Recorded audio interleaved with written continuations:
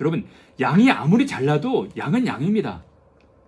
양이 난 서울대 양인데, 나는 캠브리지 양인데, 나는 60평짜리에 사는 양인데, 나는 뭐 그 명품 가방 들고 다니는 양인데, 그래봤자 양이지 뭐. 어? 그게 뭐야 그게? 발톱 낀다고 해서 이빨 간다고 해가지고 양은 양이지 사자 될 수 있나? 곰 될 수 있어? 양은 양인 거야.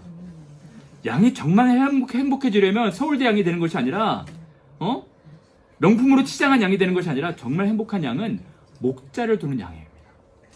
자기를 위해 목숨을 버리는 목자를 두는 양이 행복한 양인 것이죠. 그렇지 않겠어요?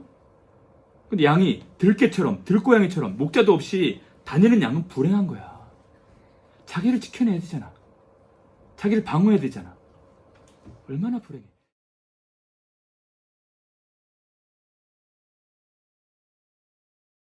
자, 오늘은 우리 요한계시록 공부 네 번째, 오늘 네 번째 시간인데요. 자, 요한계시록 여러분들 주중에 공부를 많이 했어요? 복습 좀 해왔죠? 그래서 제가 여러분들 지난주 복습 어떻게 했는지 궁금해서 복습을 가져왔어요.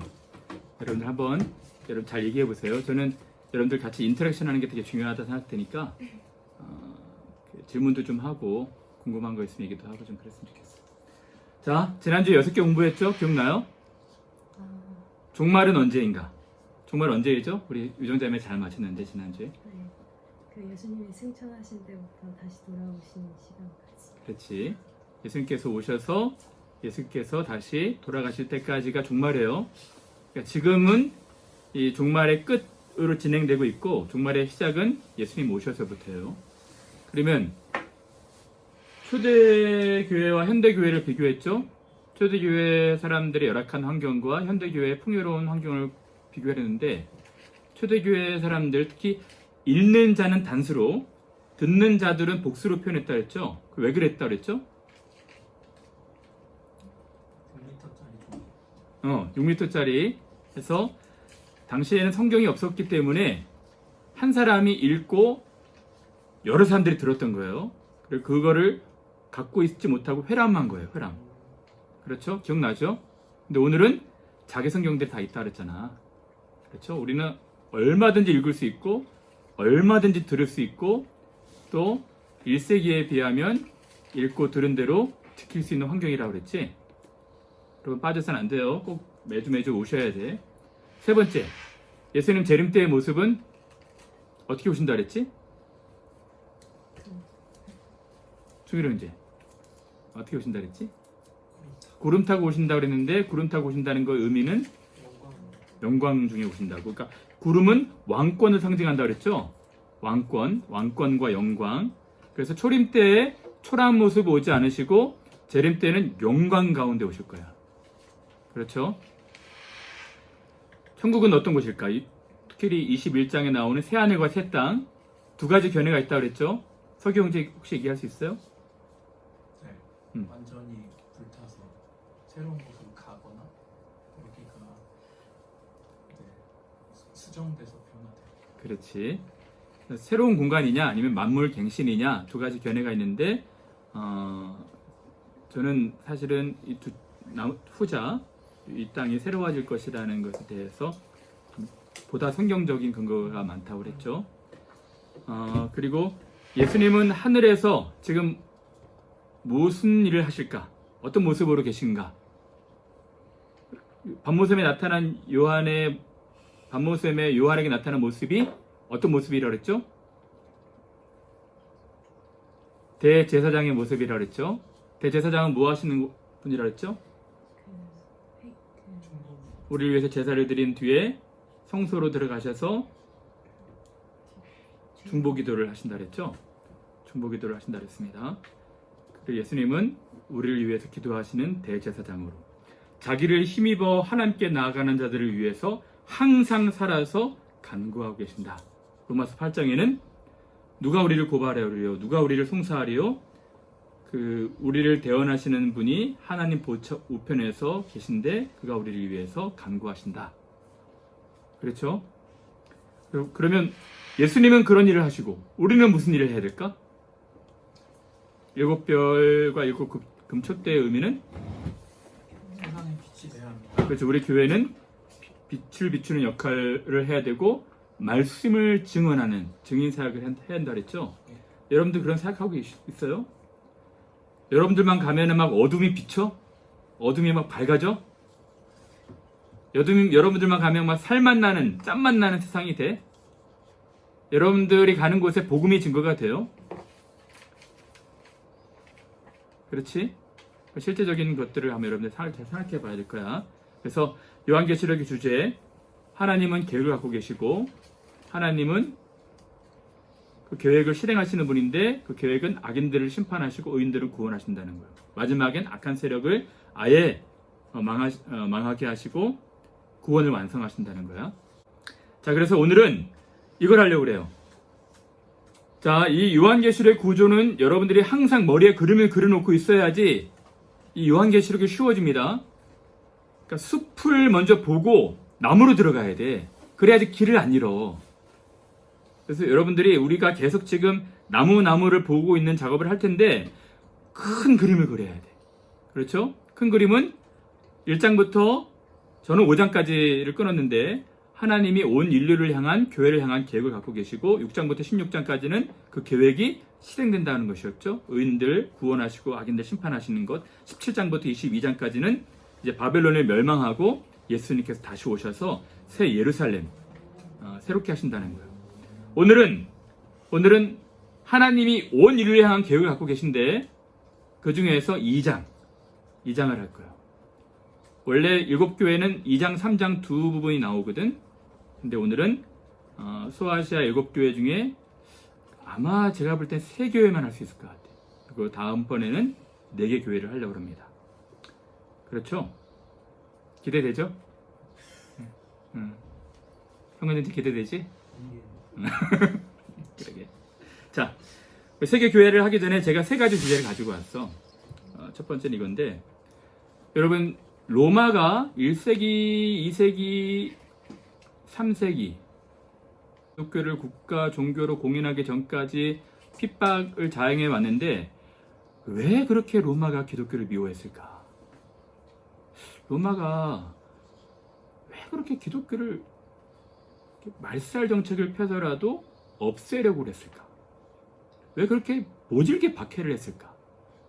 그게 첫 번째 주제거든요. 왜 그랬을까?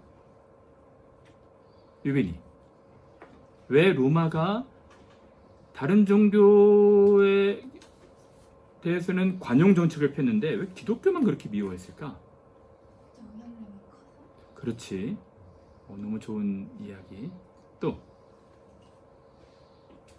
로마가 10대 황제 기간 동안에 심각하게 박해를 했거든. 왜 그렇게 박해를 했을까? 보십시오. 이게 옥타비아누스예요. 그러니까 초대 로마 황제. 이분이 로마의 종교 정책은 원래 관용 정책이거든. 근데 로마의 황제가 기독교만 그렇게 오래 핍박을 했어. 그 원인은 대체 무엇이고 당국자들의 그 혐오감과 적대감은 어디서부터 온 것일까? 아까 우리 유빈자매가 잘 얘기를 했어요. 저는 4가지를 생각을 해봤는데 첫 번째는 기독교 자체가 가지고 있는 진리의 배타성 때문에 그래. 다른 종교는 어떤 그리스 신을 믿든지 자기 민족 종교를 갖든지 타 종교에 대한 존중과 또 혼합 절충주의가 있었잖아요. 근데 기독교는 교리 자체가 배타적이야. 예수 그리스도 아니고서는 안 된다는 거야. 예수님께서 말씀하셨죠? 나로 말미암지 않고는 아무도 아버지께로 갈 자가 없느니라. 그러니까 기독교는 유일하게 예수 그리스도 외에 아니면 안 된다는 거야. 그리고 다른 신에게는 우상 숭배하지도 않고. 그러니까 로마 시대의 종교적 코드는 혼합적 절충주의였거든요. 될 수 있으면 모든 종교가 공존하는 평화를 유지하고 싶어 했어. 근데 유대인들도 마찬가지고 기독교인들도 맹신주의로, 고집센 맹신주의로 오해를 받고 있었던 것입니다. 두 번째는 우상숭배도 안 하잖아. 나중에 이제 로마 황제 숭배가 자행이 되는데 기독교인들은 황제 신전에 숭배를 하지 않았거든. 근데 가만히 보니까 유대는 민족 종교로서 한계가 있어. 넘질 않아. 유대 종교는. 근데 아까 우리 유빈자매가 얘기했던 것처럼 기독교는 뭐 급속도로 이방 세계에 막 전파가 되고 있거든. 그러니까 좀 위협적인 존재로 여겨졌던 거예요. 세 번째가 또 흥미로운데, 세 번째는 기독교에 대한 오해가 많았어. 특히 여러분, 예수님께서 어떤 법으로 처형이 되셨어요? 십자가 처형은 어느 나라 법이야? 로마 법입니다. 로마의 반역자로 처단이 된 거야. 근데 반역자를 좀 숭배하는 거야. 반역자가 부활했다고 해서 반역자를 숭배하니까 로마인들로서는 불편한 것 아니겠습니까? 그리고 그리스도인들 보니까 형제 자매래. 모든 사람들 다 형제 자매야. 그래서 성적으로 저 집단은 좀 문란한가 보다라는 오해가 있었고, 또 예수님의 살을 먹고 피를 마신대. 어떻게 살을 먹고 피를 마시냐 해서 식인 습관이 있는가? 라는 오해가 있었다는 거예요. 실제로. 근데 그리고 또 하나의 문화인데 로마인들과 너무 다른 문화가 갖고 있는 거예요.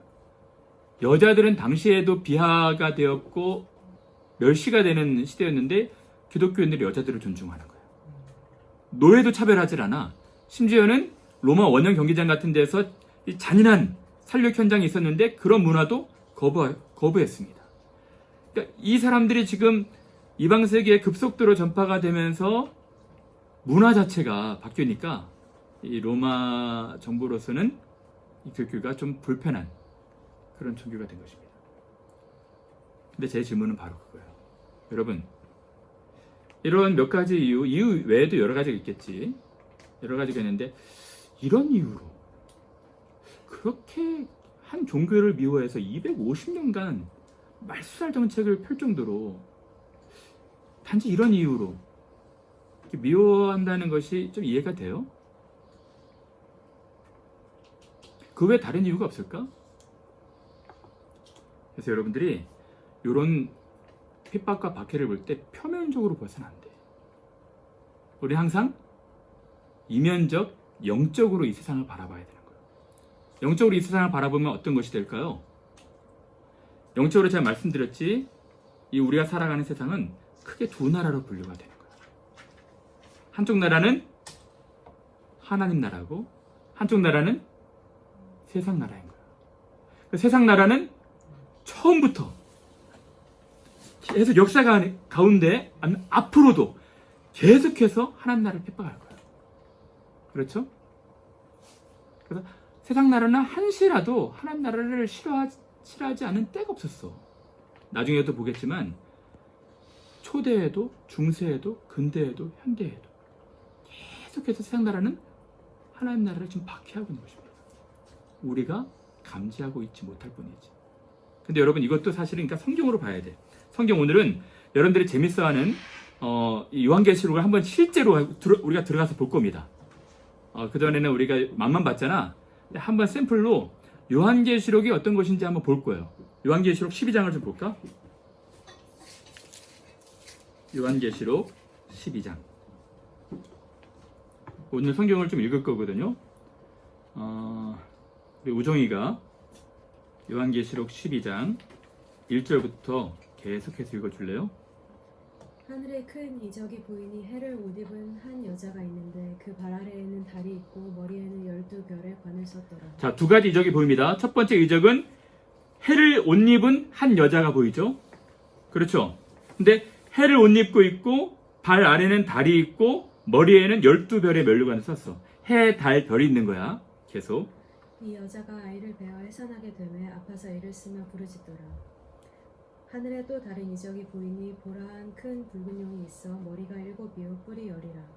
그 여러 머리에 7 왕관이 있는데. 자, 한 이적은 해를 옷 입은 여자가 있었고 또 한 이적은 어떤 이적이죠? 응? 큰 붉은 용이 있었잖아. 그치? 머리가 7이고 뿔이 10이야. 그 여러 머리에 7 면류관을 썼어. 그렇죠. 두 이적을 보고 있습니다. 해를 옷 입은 여자와 큰 붉은 용이야. 계속. 그 꼬리가 하늘의 별 3분의 1을 끌어다가 땅에 던지더라. 용이 해산하려는 그 여자 앞에서 그가 해산하면 그 아이를 삼키고자 하더니. 여러분 여기까지 어떤 이야기인지를 아시겠어요? 잘 모르시겠지? 그러니까 용이 그 3분의 1을 끌어다가 땅에 던지고 어떤 여자는 아이를 지금 해산하려고 그래. 용이 그 해산하기만 하면 아이를 삼키려고 합니다. 계속. 여자가 아들을 낳으니 이는 장차 철장으로 만국을 다스릴 남자라. 자, 여기까지. 여자가 낳은 아이가 누구죠? 예수님. 예수 그리스도. 어떻게 알지? 철장으로 만국을 다스린다는 것은 시편 2편에 나오잖아. 철장으로 만국을 다스리는 자는 예수 그리스도입니다. 예수 그리스도를 용이 삼키려고 그랬던 거야. 계속. 그 아이를 하나님 앞과 그 보좌 앞으로 올려가더라. 그 여자가 광야로 도망하며 거기서 1260일 동안 그를 양육하기 위하여 하나님께 예비하신 곳이 있더라. 여러분 제가 오늘은 시간이 없어서 이 12장 13장은 오늘은 대충 넘어갑니다. 나중에 그 이 강의 타임이 돌아올 때는 자세하게 할 거야. 근데 짤막하게 말씀을 드리면 1260일 또 42달 한때 두때 반때 그러니까 3년 반 이건 다 같은 이야기입니다. 같은 이야기거든요. 그러니까 한시적인 기간 동안 이 용이 활동하는 기간입니다. 그렇죠? 자, 7절부터 보실까요? 하늘에 전쟁이 있으니 미가엘과 그의 사자들이 용과 더불어 싸울세 용과 그의 사자들도 싸우나 이기지 못하여 다시 하늘에서 그들이 있을 곳을 얻지 못한지라. 큰 용이 자, 여기 용의 정체가 나옵니다. 용이 대체 누구죠? 계속. 이기지 못하여 다시 하늘에서 그들이 있을 곳을 얻지 못한지라. 큰 용이 내쫓기니 옛뱀 곧 마귀라고도 하고 사탄이라고도 하며 온 천하를 꿰는 자라. 그가 땅으로 내쫓기니 그의 사자들도 그와 함께 내쫓기니라. 여기에 대한 해석은 두 가지가 있는데 첫 번째는 가장 유력한 해설은 하늘에서 전쟁이 있었던 것입니다. 그렇죠? 이 하늘에서 전쟁이 있었고 이 큰 붉은 용, 옛뱀 곧 마귀라고도 하는 사단이 이제 하늘에서 전쟁에서 쫓겨났어. 그렇지? 그리고 쫓겨나와 가지고 이 여자랑 전쟁을 하는 겁니다. 계속. 내가 또 들으니 하늘에 큰 음성이 있어 이르되 이제 우리 하나님의 구원과 능력과 나라와 또 그의 그리스도의 권세가 나타났으니 우리 형제들은 참소하던 자 곧 우리 하나님 앞에서 밤낮 참소하던 자가 쫓겨나. 형제들을 참소하던 자, 밤낮 참소하던 자 지난주에 공부했죠? 사단은 고발하는 자였다고? 그잖아. 이 밤낮 참소하던 자 사단 곧 옛뱀 마귀라고 하는 이 존재가 쫓겨난 겁니다. 계속. 또 우리 형제들이 어린 양의 피와 자기들이 증언하는 말씀으로써 그를 이겼으니 그들은 죽기까지 자기들의 생명을 아끼지도 아니하였도다. 그러므로 하늘과 그 가운데에 거하는 자들은 즐거워하라. 그러나 땅과 바다는 화일쓸지언정 이는 마귀가 자기의 때가 얼마 남지 않은 줄 알므로 크게 분내어 너희들에게 내려왔음이라 하더라. 용의 정체는 마귀였습니다. 계속. 용이 자기가 땅으로 내쫓긴 것을 보고 남자를 낳은 여자를 박해하는지라. 그 여자가 큰 독수리의 두 날개를 받아 광야 자기 곳으로 날아가 거기서 그 뱀의 낯을 피하여 한 때와 두 때와 반 때를 양육받으며. 남자가 낳은 여자는 제가 나중엔 자세하게 말씀을 드릴게요. 여기 교회로 해석을 해야 됩니다. 교회를 박해하는 거예요. 용이 교회를 박해하고 용은 한때 두때 반 그 여자는 교회는 한때 두때 반 때를 좀 양육받고 있는 것입니다. 계속. 여자의 뒤에서 뱀이 그 입으로 물을 강같이 토하여 여자를 물에 떠내려가게 하려 하되 땅이 여자를 놓아 그 입을 벌려 용의 입에서 토한 강물을 삼키니 용이 여자에게 분노하여 돌아가서 그 여자의 남은 자손 곧 하나님의 계명을 지키며 예수의 증거를 가진 자들과 더불어 싸우려고 바라모레 위에 서 있더라. 자, 17절이 되게 중요합니다. 용이 여자에게 분노하여 돌아가서 여자의 남은 자손 누구죠? 여자의 남은 자손? 신자들을 말하고 있잖아. 곧 하나님의 계명을 지키는 자들, 신자들 또는 교회, 예수의 증거를 가진 자들, 남은 자들, 계명 지키는 자들, 증거를 가진 자들로 더불어 싸우려고. 아시겠습니까? 사단이 지금 벼르고 있는 거예요. 그러면 13장은 이 용, 옛뱀, 마귀, 사단이 어떤 짐승들을 활용합니다. 두 짐승을 활용해요. 근데 그거를 한번 볼게 다시. 용을 보면 짧게 볼게요. 해를 옷 입은 여자, 하늘의 큰 붉은 용, 아이를 삼키고자 함, 장차 철장으로 만국을 다스릴 자 예수 그리스도와 이제 하늘에서 전쟁이 있었죠. 이거는 베드로후서 또 유다서에 나오는데 요거는 두 가지 해석이 있어요. 하나는 하늘 전쟁이고 두 번째는 이제 그 다니엘서 10장 또 12장에서 그 우리 세상 나라와의 전쟁, 미가엘이 돕는 전쟁인데 이건 나중에 자세하게 말씀을 드릴게요. 어쨌든 용의 정체는 옛뱀 마귀 사단 온천하를 꾀하는 자입니다. 쫓겨났어요. 그래서 이제 용이 남은 자손 계명 지키는 자들과 전쟁을 준비합니다. 근데 용이 어떻게 전쟁하는지를 봐야 돼. 그 전쟁이 13장에 나옵니다. 13장 읽어볼까? 우리 우정자매 계속 읽어줘요. 내가 보니 바다에서 한 짐승이 나오는데 뿔이 열이요 머리가 7이라 그 뿔에는 10 왕관이 있고 그 머리들에는 신성 모독하는 이름들이 있더라. 용은 두 짐승을 이용합니다. 제가 그림을 먼저 보여드릴게요. 13장에 보면 머리가 7이고 뿔이 10이야. 그리고 몸은 표범 같고 입은 사자 같고 발바닥은 곰발바닥이야. 곰발바닥. 이런 희한한 동물이죠. 그래서 이런 게 보면 우리가 무서운 거야. 요한계시록 읽을 때. 근데 어떤 내용인지는 여러분들 보셔야 돼. 그리고 이게 바다에서 나오는 짐승입니다. 그리고 땅에서 나오는 짐승도 있어. 땅에서 나오는 짐승은 어린 양이야. 어린 양은 누구죠? 예수 그리스도잖아. 근데 여기서 보면 어린 양 같은 동물이 나오는 거야. 어린 양 같다는 거야. 무슨 말일까? 유사. 그러니까 거짓 선지자를 말하고 있는 거야. 다시 말하면 여긴 세상 권력. 이 짐승은 세상 권력입니다. 여기는 거짓 선지자. 어린 양 같지만 말하는 건 용 같아. 그렇죠? 그래서 이 용이 이 두 짐승을 활용한다는 것입니다. 자, 계속 읽어볼까요? 내가 본 짐승은 표범과 비슷하고 그 발은 곰의 발 같고 그 입은 사자의 입 같은데 용이 자기의 능력과 보좌와 큰 권세를 그에게 주었더라. 그의 머리 하나가 상하여 죽게 된 것 같더니 그 죽게 되었던 상처가 나음에 온 땅이 놀랍게 여겨 짐승을 따르고 용이 짐승에게 권세를 주므로 용이 누구에게 권세를 줘요? 짐승 짐승에게 권세를 주는 것입니다. 세상 나라에 권세를 주는 거야. 아시겠어? 계속. 용에게 경배하여 짐승에게 경배하며 이르되 누가 이 짐승과 같으냐 누가 능히 이와 더불어 싸우리요 하더라. 또 짐승이 과장되고 신성 모독을 말하는 입을 받고 또 42달 동안 일할 권세를 받으니라. 신성 모독하는 입을 받는 것입니다. 짐승이 입을 벌려 하나님을 향하여 비방하되 누구를 비방해요?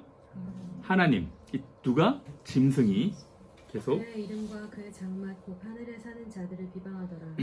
또 권세를 받아 성도들과 싸워 이기게 되고 각 족 짐승이 권세를 받아서 성도들과 싸웠는데 이기게 되었어요.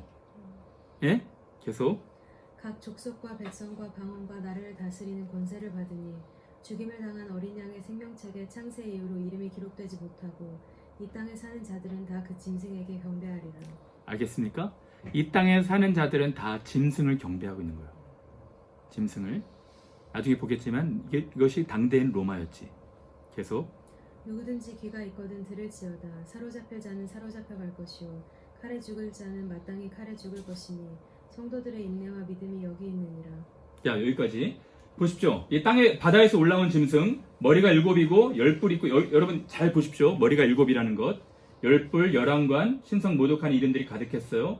표범이고 곰이고 사자고 10뿔 짐승이야. 용이 짐승의 권세를 줘요. 그리고 하나님을 향한 비방을 해. 42달 동안 한시적으로. 그리고 성도들과 싸워 이겼고 다스리는 권세를 받아. 한때 두때 반때 권세를 받는 거예요. 이제 땅의 짐승이 나옵니다. 계속. 내가 보매 또 다른 짐승이 땅에서 올라오니 어린 양 같이 두 뿔이 있고 용처럼 말을 하더라. 어린 양 같고 모습은 어린 양 같아. 근데 용처럼 말하는 거예요. 용은 어떤 정체라 그랬죠? 마귀. 어린 양 같은 모습인데 마귀처럼 말하는 거야. 그러니까 거짓 선지자입니다. 용이 모든 세대에 요 두 짐승으로 하나님 믿는 사람들을 핍박하는 거예요. 미혹하는 거야.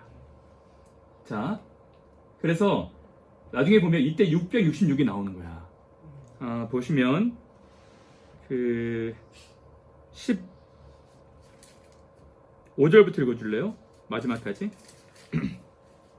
그가 권세를 받아 그 짐승의 우상에게 생기를 주고 그 짐승의 우상으로 말하게 하고 또 짐승의 우상에게 경배하지 아니하는 자는 몇이든지 다 죽게 하더라. 거짓 선지자가 이 양이 짐승에게 경배하도록 도와주는 거야. 짐승에게 경배하라고 사람들을 미혹하는 것입니다. 계속. 그가 모든 자 곧 작은 자나 큰 자나 부자나 가난한 자나 자유인이나 종들에게 그 오른손이나 이마에 표를 받게 하고 누구든지 이 표를 가진 자 외에는 매매를 못하게 하니 이 표는 곧 짐승의 이름이라 그 이름의 수라. 지혜가 여기 있으니 총명한 자는 그 짐승의 수를 세어보라. 그것은 사람의 수니 그의 수는 666이니라. 짐승의 수는 사람의 수. 지난번에 말씀드렸죠? 누구라고 했죠? 초대에 박해했던 황제 네로. 짐승의 수는 사람의 수니. 그러니까 거짓 선지자 이 짐승은 이 바다에서 올라온 짐승을 경배하게 하는 거야. 근데 여러분, 이 12장 13장은 제가 늘 말씀드렸지, 모든 성경은 성경으로 해석이 돼야 돼. 그래서 이 당시에 1세기에 이 성경을 읽는 사람들은 구약 성경을 잘 알고 있었던 사람들이었겠지. 구약이 연상이 되는 거예요. 구약이 어떤 묵시록? 다니엘서에 이미 다 예언되어 있는 내용들이야. 볼까요? 다니엘의 네 짐승이 나옵니다. 7장에 두 날개를 한 사자, 그리고 곰, 표범, 10뿔 달린 짐승. 놀랍죠? 다니엘서 7장 읽어볼게. 다니엘서 7장 1절부터 읽어볼까요? 오늘은 우정이가 계속 읽어줄래요? 다니엘서 7장 1절. 바벨론 벨사살 왕 원년에 다니엘이 그의 침상에서 꿈을 꾸며 머릿속으로 환상을 받고 그 꿈을 기록하여 그 일의 대략을 진술하니라. 다니엘이 진술하여 이르되 내가 밤에 환상을 보았는데 하늘에 네 바람이 큰 바다로 몰려붙더니 큰 짐승 넷이 바다에서 나왔는데 어디서 나왔어요? 각각 다르더라. 짐승이 바다에서 올라오고 있습니다. 아까 요한계시록도 짐승이 어디서 나왔지? 바다에서 올라왔잖아. 그렇죠?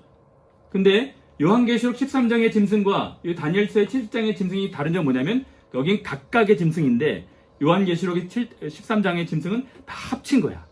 몸이 표범 같고 입은 사자 같고 발은 곰발바닥 같다고 그랬잖아. 10뿔들이 있고. 그러니까 그것을 통합적인 모습으로 나온 겁니다. 계속. 첫째는 사자와 같은데 독수리의 날개가 있더니 내가 보니 중에 그 날개가 뽑혔고 또 땅에서 들려서 사람처럼 두 발로 서게 함을 받았으며 또 사람의 마음을 받았더라. 또 보니 다른 짐승들은 또 둘째는 곰과 같은데 그것이 몸 한쪽에 들었고 그의 입의 이사이에는 새 갈빗대가 물렸는데 그것에게 말하는 자들이 있어 이르기를 일어나서 많은 고기를 먹으라 하였더라. 그 후에 내가 본즉 다른 짐승 곧 표범과 같은 것이 있는데 그 등에는 새의 날개 넷이 있고 그 짐승에게 또 머리 넷이 있으며 권세를 받았더라. 내가 밤 환상 가운데 그 다음에 본 넷째 짐승은 무섭고 놀라우며 또 매우 강하며 또 쇠로 된 큰 이가 있어서 먹고 부서뜨리고 그 나머지를 발로 밟았으며 이 짐승의 전에 모든 짐승과 다르고 또 10뿔이 있더라. 내가 그 뿔을 유심히 보던 중에 다른 작은 뿔이 그 사이에서 나더니 첫 번째 뿔 중에서 셋이 그 앞에서 뿌리까지 뽑혔으며 이 작은 뿔에는 사람의 눈 같은 눈들이 있고 또 입이 있어 큰 말을 하였더라. 나중에 제가 요한계시록 12장 13장 할 때 자세하게 얘기를 해야 될 것 같아요. 지금은 우리 공부해야 될 내용들이 많으니까 빨리 넘어가야 될 것 같아요. 자, 보십시오. 다니엘의 상상을 보십시오. 요 네 동물이 나오거든요. 첫째는 사자야. 근데 여러분, 성경이 너무 놀라운 것이 이 날개를 가지고 있다 그랬잖아. 근데 날개가 어떻게 했다 그랬어? 뽑혔다 그랬어. 뽑혔다는 건 뭐야? 나라의 몰락을 상징하는 겁니다. 이 첫째 나라는 뭐야? 바벨론이겠지. 둘째는 페르시아. 원래 당시의 성경 용어는 바사입니다. 너무 놀라운 거는 학자들이 이걸 해서 주석을 할 때 이 곰이 한쪽 발은 들고 있고 한쪽 발은 지금 내리고 있어. 이것은 메대와 바사를 말하고 있는데 메대보다는 바사가 더 힘을 얻을 거야. 바사는 페르시아고, 근데 이 사이에는 지금 세 갈빗대가 있지. 요거는 바벨론, 애굽, 리디아를 정복했다는 뜻이라는 거야. 우리 하나님 너무 놀랍지 않아? 여러분, 이것은 하나님이 지금 펼쳐보는 거예요. 나라를 예언하게 하시는 겁니다. 이런 일들이 다 진행이 되는 거야. 이 표범 보십시오. 나중에 이 표범은 머리가 4개지. 이것은 그리스 헬라 제국은 4개국으로 분할된답니다. 야, 저는 이런 성면들을 보면서 깜짝 놀라. 그리고 넷째는 더 강한 짐승, 강력한 파괴력 있는 짐승이 나오는데 10뿔이 있다는 거야. 이것은 나중에 로마 제국이 10제국으로 분할된다는 이야기도 주석가들이 하고, 또 하나는 로마 그 도미티안 황제 전까지 10황제를 말하는 것이라 얘기도 하고요. 여러 가지 주석들이 있어. 어쨌든 여러분, 네 제국이 차례로 일어나는데 결과적으로는 이 나라가 영구하지 못하고 망한다는 거야. 이거를 다니엘을 통해서 예언케 하신 거야. 다니엘은 바벨론도 경험하고 페르시아도 경험하지. 근데 앞으로 올 헬라 제국도 다니엘은 예언을 하고 있는 거야. 근데 여기서 말하고 싶어하는 핵심은 뭐냐면, 요 용이, 하늘에서 내어 쫓긴 용이, 옛뱀, 사단, 마귀가 하나님 나라를 계속 핍박하는데 땅에 있는 짐승과 바다에서 올라온 짐승으로 하나님 나라를 핍박한다는 것입니다. 그렇죠? 이거는 이미 다니엘 시대 때 예언된 내용들이야. 내 큰 짐승은 세상에 일어날 내 왕이라. 놀랍지 않아요? 하나님께서 역사를 주관하시는 분이라는 거예요. 로마가 최고의 임금이고 최고의 왕국인 줄 알았지만 하나님은 모든 것을 다 알고 계셨다는 거야. 이미 선지자들 통해서 예고하셨던 내용들이에요. 그래서 보십시오. 이것을 13장에 보면 머리가 7이지, 그지? 근데 여기는 4이잖아, 머리가. 근데 하나, 둘, 셋, 표범이 4이잖아. 총 7인 거야. 아시겠습니까? 다시 한번. 그래서 다니엘에서 보면은 여러분들 성경을 많이 읽으셔야 돼.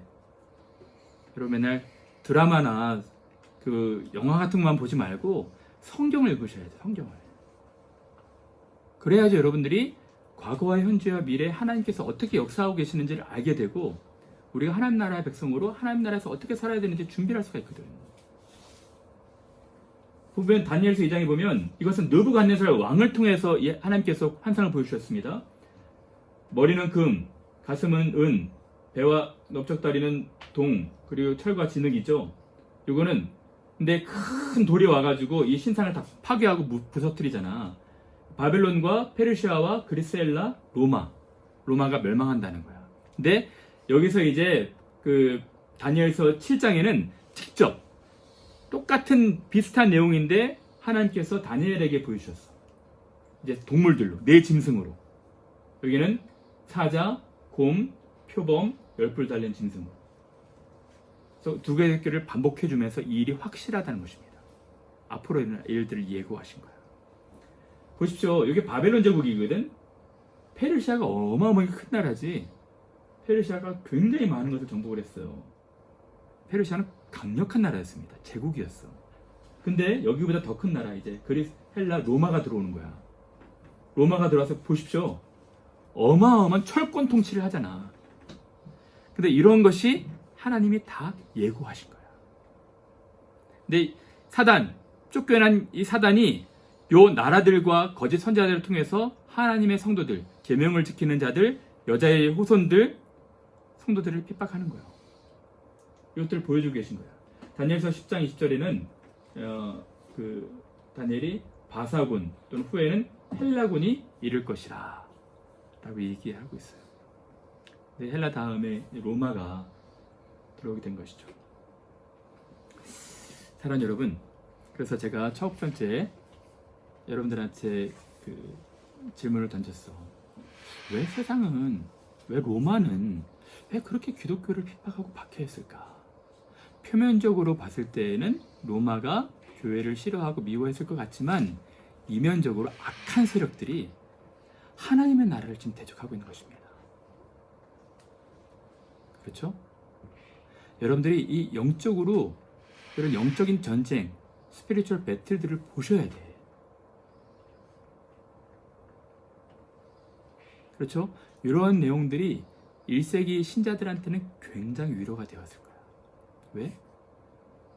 하나님께서 역사를 주관하시기 때문에. 이 세상 로마가 임금이고 권좌에 앉아가지고 자기들을 핍박하는 줄 알았는데 사실은 하나님이 작정적 허용하신 거야.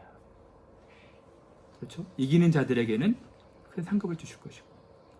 두 번째 질문은, 그래서 여러분, 우리가 살아가는 나라는 두 나라입니다. 하나님의 나라와 세상 나라야. 근데 이 세상 나라가 하는 것 같지만 역사의 주관자는 누구라고요? 하나님이신 거예요. 여러분들이 이 믿음 가지셔야 돼. 처음부터 완성하실 때까지 하나님이 주관하시는 겁니다. 우리 하나님께서 역사를 주관하시는 거예요.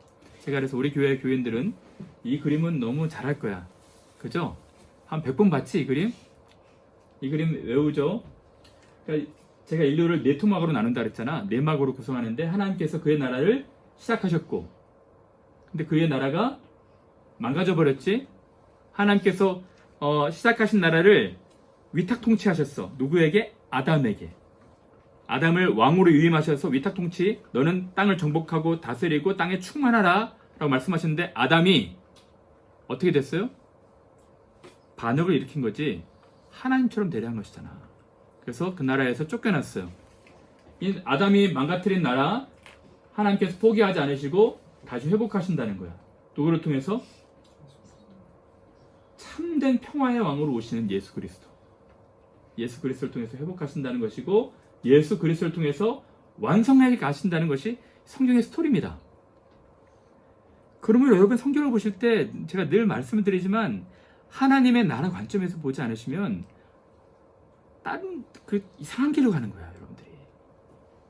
하나님 나라의 관점에서 하나님 나라 백성들이 어떻게 살아야 되는지, 그의 나라와 의를 구하는 삶. 그렇죠? 제가 이것은 나중에도 자세히 말씀드릴게요. 그래서 아브라함을 택해서 그 나라 언약을 맺으시고 창세기 18장에는 아브라함을 택하신 이유는 이 나라는 의와 공도, 공의와 정의가 다스리는 나라로 내가 만들 것이다. 그렇죠? 그 세상 나라와 구별되는. 근데 베드로전서는 베드로 사도가 이제 이 나라를 우리들로 말하고 있잖아. 오직 너희는 택하신 족속이요 거룩한 나라요 하나님의 뭐죠? 왕 같은 제사장이요 하나님의 선택된 그런 백성들이라는 것이잖아. 여러분들이 이 나라 백성들이라니까. 여러분들이 나중에도 제가 오늘 자세히 말씀드리겠지만 그래서 요 모세를 통해서 영도하고 하나님 마음에 합한 왕 다윗을 다스릴 때 이 하나님 나라가 어떻게 되는지 그리고 다니엘을 통해서 요때 요 네 나라 물론 아스로도 포함됩니다. 아스로, 바벨론, 그리스 엘라, 로마 이 나라들이 다 이스라엘을 핍박했던 나라예요. 그죠? 용이 세상 나라를 가지고 툴루에서 하나님 나라 핍박하는 거야. 근데 나중에 이제 250년 동안 로마가 이 나라를 이어받아서 하나님 나라 핍박한다는 것입니다. 아시겠죠? 여러분들이 이런 역사관이 있어야 돼요. 역사관으로 성경을 보시고 오늘 현실을 보셔야 돼. 그렇지? 그러면 이건 한번 볼게요. 자, 우리 우정이가 잘 맞췄어. 종말의 기간에 대해서 맞췄는데 종말이 시작됐을 때부터 이제 끝날 때까지 하나님의 나라도 진행이 되지만 세상 나라, 하나님의 나라를 핍박하는 세상 나라도 지금 진행되고 있는 것입니다. 근데 초대에는 모진 핍박이 있었습니다. 혹독한 핍박이 있었어요. 혹독한 핍박이. 로마를 통해서, 그렇지? 말살할 정책을 폈잖아. 정면 공격을 한 거야. 근데 이제 콘스탄틴 대제 이후로 이 기독교가 국가 종교로 공인돼 버렸네요. 어떻게 말하면 이 지하 카타콤에서 올라온 거야, 지상으로. 예전에는 믿는 사람들이 핍박을 받았는데 이제 믿는 사람들이 국가 종교로 공인돼 가지고 자유롭게 신앙생활을 할 수 있게 된 거야. 여러분, 근데 사단은 참 교활한 놈입니다. 너무 간교한 존재야. 이 핍박받았을 때에는 교회가 참 순결했거든. 교회가 참 믿음을 지키려고, 물론 소수였지만 신실하게 인내하면서 순교를 당하면서 화형을 당하면서 믿음을 지켰는데 이게 자유롭게 되어버리니까 교회가 완전히 망가져 버렸어요.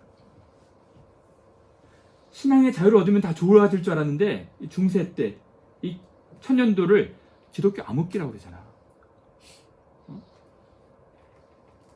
야, 사단 참 교활하지 않아요? 신앙의 자유를 얻은 것 같지만 이 안에서 이제 어떤 일들이 있었을까? 이때는 당시에 핍박이 있었고 당시에는 종교 재판, 자기랑 생각이 다르면은 다 종교 재판하고 마녀 사냥으로 몰아가지고 이제 또 화형을 시키고 기독교란 이름으로, 그리고 기독교란 이름으로 전쟁을 해가지고 십자군 전쟁, 무슬림 이슬람들하고 십자군 전쟁을 아주 피 터지게 하잖아요. 여러분 정말 저는 오늘 우리 교회도 믿지 않는 분들이 믿지 않는 이유를 이때를 얘기 많이 하시더라고요. 기독교인들이 서로 뭐 못 잡아먹고 안달해서 막 종교 재판하고 서로 죽이고 자기랑 교리가 다르다고 해서 사람들 다 수장시키고 끔찍한 일들을 했던 거예요. 우리 교회 본질은 사랑인데 교회라는 이름으로 이제 참된 진리를 지킨다는 미명하에 사람들, 자기와 뜻이 다른 사람들을 다 숙청하고 죽인 것입니다. 물론 여기서 들어가서 좀 자세하게 봐야겠지만 중세는 참 이런 부분에서 큰 실수를 한 거야. 사단이 제가 볼 땐 쾌재를 불렀을 거야. 그리고 면죄부도 팔고 자기들 교황 권력 유지하려고 이제 이 성당 같은 거, 바티칸 성당, 뭐 큰 성당들을 경쟁적으로 지으려고, 그러면 돈이 필요하잖아. 돈 모으기 위해서 사람들한테 헌금 강요하고 면죄부까지 팔고. 여러분 참 사단은 교활한 놈이야. 보이는 핍박, 보이지 않는 핍박을 한 겁니다. 자, 그러면 하나님께서 은혜를 베푸셔서 이때 종교개혁이 일어났어. 종교개혁이 일어났을 때에도 개혁자들 얼마나 많이 핍박을 했어. 개혁자들, 마틴 루터도 이제 보름스 회의에서 잡혀가지고 순교를 당하고 수많은 순교를 당하지 않습니까?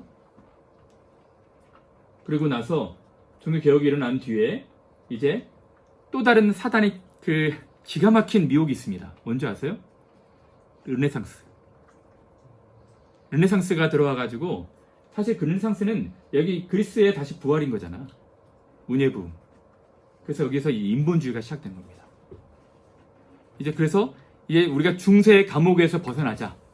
그래서 이제 종교가 없는, 그러니까 그 이신론, 경험론, 그래서 철학자들이 많이 이때 나오게 돼.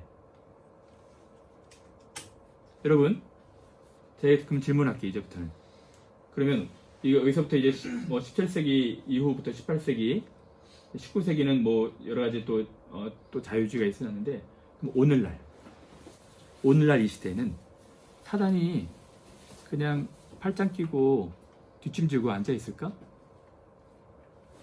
여러분, 이제 말일로 치닫고 있습니다. 그러면 사단이 더 심각할 정도로 최선을 다해서 호시탐탐 기회를 노리면서 여기에서 이제 자기 교활하게 핍박하고 있지 않을까? 그러면 물론 오늘날도 이 북한이라든지 또 아랍 지역의 지하교회도 많이 있겠지만, 보이는 핍박을 받는 분들도 있겠지만, 전 세계적으로 사단이 어떻게 핍박을 할 것 같아? 한번 자유롭게 얘기해 볼까? 여기서는 이제 박해가 있었고, 여기 중세는 이러한 것들로 유혹을 했다면, 또 종교개혁은 또 개혁자들에 대해 화형시키고, 여기서는 인본주의로 했다면, 오늘 한번 자유롭게 얘기해 볼까요? 지훈 형제 어떻게 생각해? 지금도 인본주의니까. 그렇지. 그렇지. 그래가지고 제가 생각하는 소기 형제는 오늘날의 사탄이 교회를 핍박하는 방법은?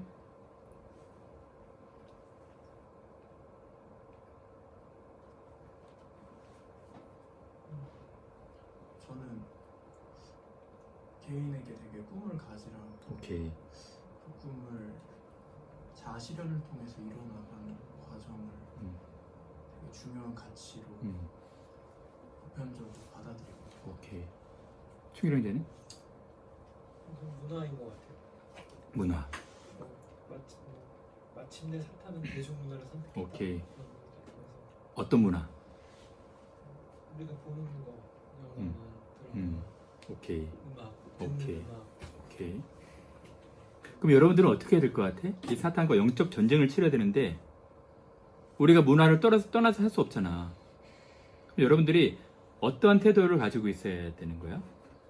이거는 잘 분별해야겠지. 근데 우리가 분별할 수 있어? 영화 보면서 아 저거는 사탄적이고 저거는 마귀적이고 저거는 영적이다. 이 분별해서 볼 수가 있어?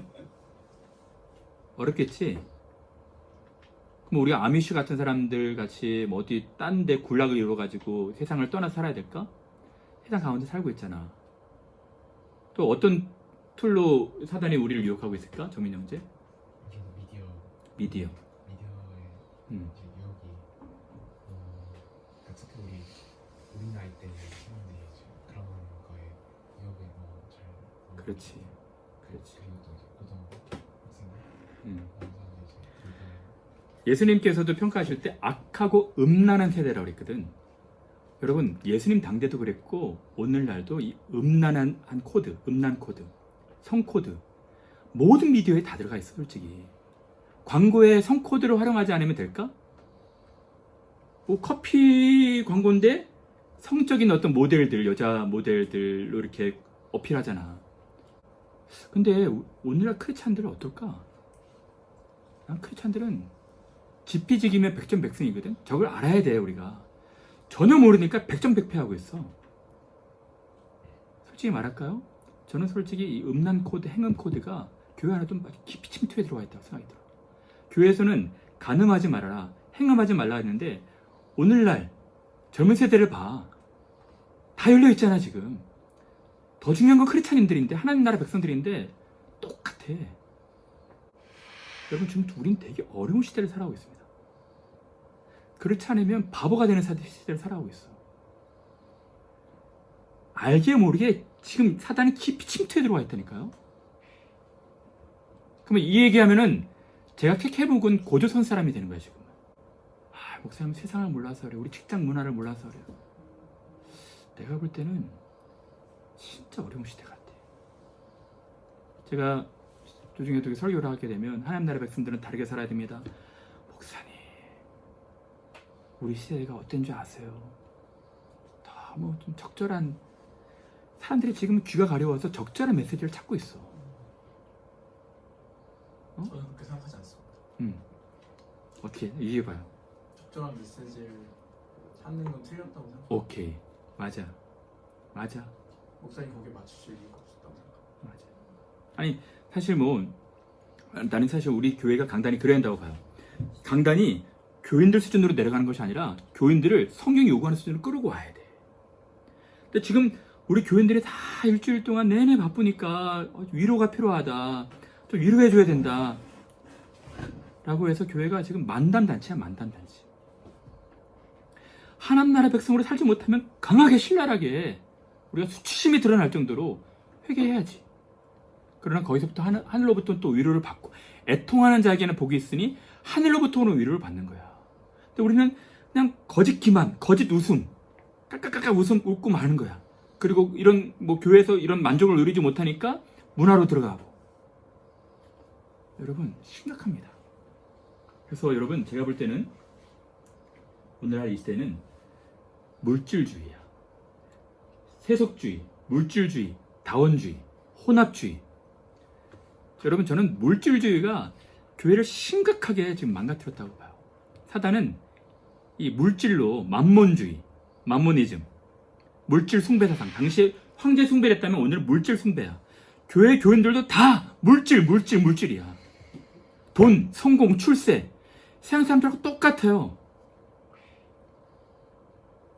그래서 주일날도 직장 가야 되니까 새벽 7시에 예배 잠깐 드리고 또 직장 가고. 이 메시지는 사실 여러분들한테 향해 있는 거야.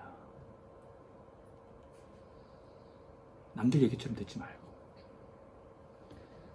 여러분 누가 그런 얘기 하더라고. 이때는 이 기독교가 로마 시대 때는 제도가 되었고 중세 때에는 문화가 되었고 이 미국으로 건너갔을 때에는 기업이 되었고 한국 교회로 오니까 대기업이 되었다. 그 얘기를 하더라고 누가. 교회가 지금 제가 볼 때 이 물량 공세 해가지고 예전에 사도 바울은 사도행전 4장에 은과 금은 내게 없거니와 내게 있는 것으로 내게 주노니 예수 그리스도 이름으로 걸어라. 교회는 은과 금을 줄 수 없다고 그 포기 선언을 해야 됩니다. 교회가 갖고 있는 유일한 것은 예수 그리스도야. 근데 지금 교회가 은과 금이 너무 많아. 그리고 많은 사람들한테 은과 금으로 유혹하는 거야. 그러한 삶을 추구하라고. 좋은 대학 나오고 좋은 직장 가고 좋은 포지션 얻고 이것이 교인들의 꿈이라니까. 그래서 제가 이번에 수련회 가면은 그 얘기를 할 거야. 기독교인들은 성공과 출세하면 안 되나, 유명해지면 안 되나, 거기에 대한 제가 답을 드릴 거거든요.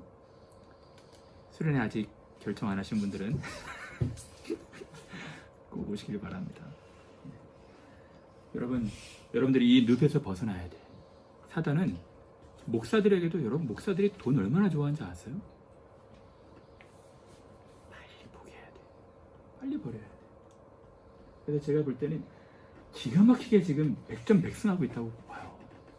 그래서 오늘 저랑 같이 함께 공부하는 여러분들은 결심하셨으면 좋겠어요. 그래서 보십시오. 세상 나라와 하나님 나라, 제가 지난번에도 말씀드렸지만 요한계시록 17장에 보면 이 세상 나라는 바벨론, 하나님의 나라는 예루살렘. 근데 그 앞에 수식어가 붙습니다. 이 세상 나라는 큰 성 바벨론이야. 하나님의 나라는 수식어가 뭐지? 거룩한 성 예루살렘. 근데 세상 나라의 본질이 뭐야? 큰 성, 크기, 강하고 크고 좀 크게 되려는 교만들. 세상의 본질은 크기라는 겁니다. 제국주의 보십시오. 다 땅 따먹기 하는데 아수르도 크기를 추구했고 바벨론도 그랬고 헬라도 그랬고 로마도 그랬어. 이 세상의 본질입니다. 크게 되려는 교만. 그래서 왜 크게 되려고 그러지? 커야지 자기가 안전하고 좋은 직장, 좋은 지위 얻어야지 자기가 안전할 수가 있으니까. 자기 번성 방식입니다. 이게 만모니즘입니다. 만모니즘. 하나님 없이 자기를 방어하는 거예요. 이게 세상의 본질입니다. 그렇죠? 근데 현대 교인들의 비극이 바로 이거야. 현대 교인들도 똑같아지려고 하는 거야. 어떻게 하면 유명해질까? 어떻게 하면 성공할 수 있을까? 어떻게 하면 사람들한테 좀 더 이렇게 좀 과시할 수 있는, 자랑할 수 있는 사람들이 될 수 있을까? 허무한 것입니다. 다 망했잖아. 근데 하나님의 나라는 본질은 뭐죠? 거룩입니다. 거룩. To be clean도 되지만 to be separate야. 우리는 다른 가치를 가지고 살아가는 사람들. 그게 뭐죠? 크게 되려고 하는 것이 아니라 크신 하나님 믿는 거야. 위대해지려고 하는 것이 아니라 위대하신 하나님 믿는 거예요. 그래서 시편 23편은 뭐라 그러지? 시편 23편이 뭐예요? 여호와는 나의 목자시니 내가 부족함이 없으리로다. 여러분, 이 다윗이 자기를 왕으로 고백하지 않고 양이라 고백하잖아. 근데 다윗은 진정한 행복은 목자가 누구냐에 따라서 행복이 결정된다는 거야.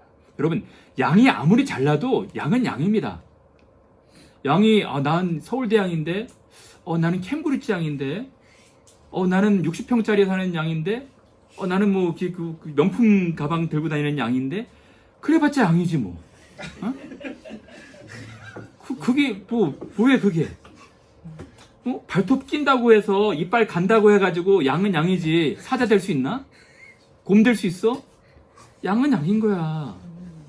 양이 정말 행복해지려면 서울대 양이 되는 것이 아니라 명품으로 치장한 양이 되는 것이 아니라 정말 행복한 양은 목자를 두는 양입니다. 자기를 위해 목숨을 버리는 목자를 두는 양이 행복한 양인 것이죠. 그렇지 않겠어요? 근데 양이 들개처럼, 들고양이처럼 목자도 없이 다니는 양은 불행한 거야. 자기를 지켜내야 되잖아. 자기를 방어해야 되잖아. 얼마나 불행해. 여호와는 나의 목자시니 내가 행복합니다. 여러분, 교회의 본질입니다. 크신 하나님을 신뢰하는 거예요. 신뢰하는 방식이 달라. 우리는 세상과 구별되는 것이고, 교회의 우리의 목적은 거룩이야. 말씀으로 거룩해지는 것입니다. 좋은 교회의 특징은 진리 가운데 말씀으로 거룩해지는 거예요. 여기서 성공과 출세를 바라보는 것이 아니라.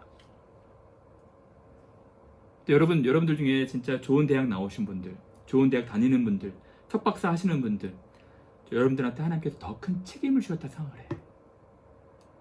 그리고 그 책임으로 여러분들만 잘 먹고 잘 사는 것이 아니라 하나님께서 주신 사람들 사랑하고 더 많은 책임 감당하고 더 많은 지위에 올라가면 그 사회 밝게 하고 사회 비추고 짬만 내게 하고 하나님께서 여러분에게 더 많은 어빌리티를 주신 거야. 능력을 주신 거야. 달란트를 주신 거예요. 그럼 감당해야지. 그렇게 살아야 되지 않겠어요, 여러분? 우리는 다른 방식으로 살아가는 사람들입니다. 사랑하는 여러분, 근데 하나님이 역사의 주관자야. 이러한 세상은 망할 겁니다. 근데 하나님의 나라는 영구할 거야.